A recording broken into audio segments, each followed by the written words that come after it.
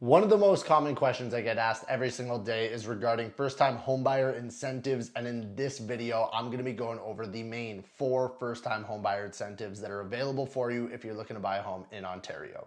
What's going on, guys? Welcome back to the channel. Now, if you're new here, my name is Dimitri Giannitzos with eXp Realty, and like I said, I'm going to be going over the main 4 first-time homebuyer incentives that are available for any first-time homebuyers here in Ontario.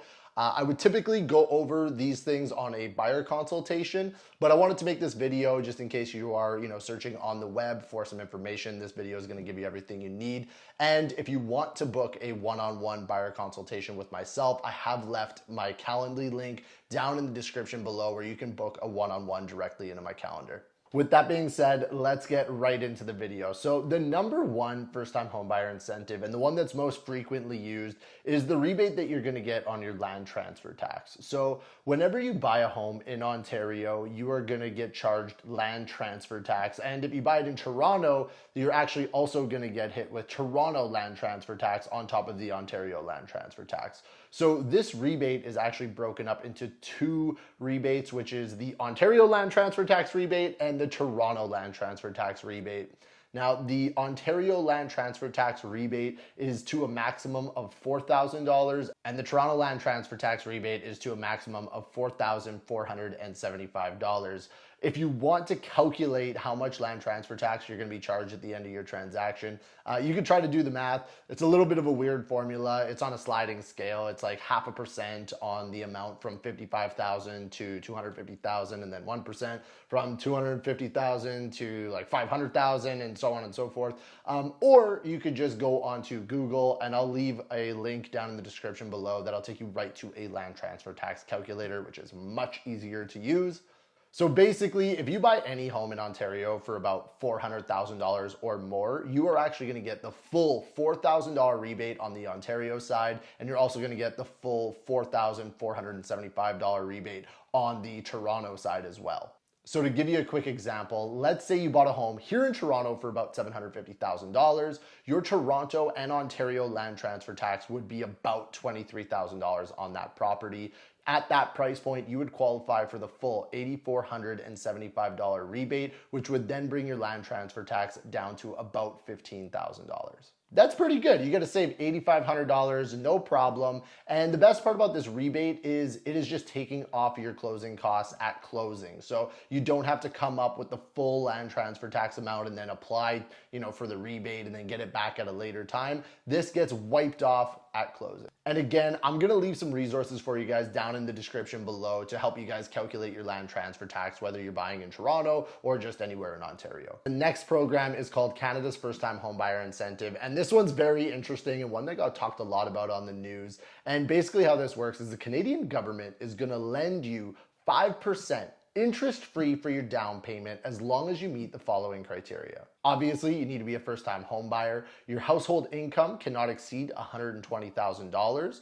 The loan that you are taking out for this home has to be less than 4 times your income, and you need to be putting less than 20% down on the property. If you happen to be in Toronto, the government has actually adjusted these numbers just because of the prices of homes are a little bit higher. So they made it a little bit easier for some of us to qualify. And for that, you need to have an income of less than $150,000. You can't exceed 4.5 times your income for the loan amount. And of course, you still need less than 20% down. It sounds like a pretty good deal, right? The government's just going to give you 5% interest-free for the down payment of your home. Well, there is a slight catch. So in return, the government is going to want a 5% equity share in your home. So for instance, let's say you bought a home for $500,000. You use this program. The government gave you $25,000, 5%, to help with the down payment. Let's say a few years down the road that this property goes up in value to $600,000.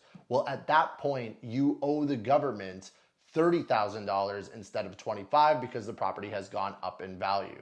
Keep in mind that you don't have to pay this loan back for 25 years or until the property is sold, but to just be aware of how this program works is really important.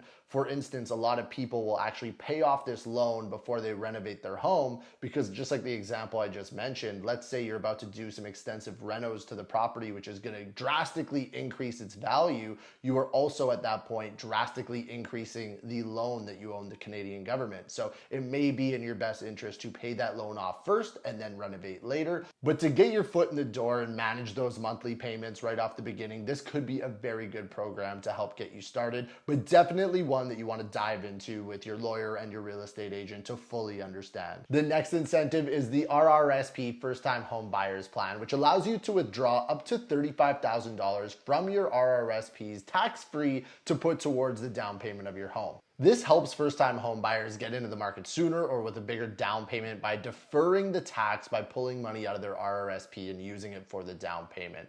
Things to note about this program: if you are married or common law and there's two of you buying the home, you can each pull out $35,000 from your RRSPs, which would make a total of $70,000 tax-free that you can use towards your down payment. You do have to start repaying the funds that you've borrowed from your RRSPs within 2 years, but you do have 15 years to pay it off in full. And one other thing that's very notable about this is that the money needs to be in your RRSPs for a minimum of 90 days to utilize this program. So if you are looking to buy a house in the next few months and you want to utilize this program, it's really important to reach out to a real estate agent or whoever is managing your finances to make a plan, get the money in your RRSPs so that you can pull them out by closing day. This is a really popular program, and if you're already investing in your RRSPs, I highly suggest utilizing this if you're a first-time home buyer. And the final incentive that I'm going to talk about today is the first-time homebuyers tax credit. And this is one that a lot of people forget about or don't even know about. And basically, if you're a first-time homebuyer, you can write off up to $5,000 in expenses when it comes to buying your first home, which will actually turn itself into a $750 credit. So you can go take a look at line 31270 when filing your taxes, or go talk to your accountant and they will definitely direct you and make sure that you get a hold of this rebate.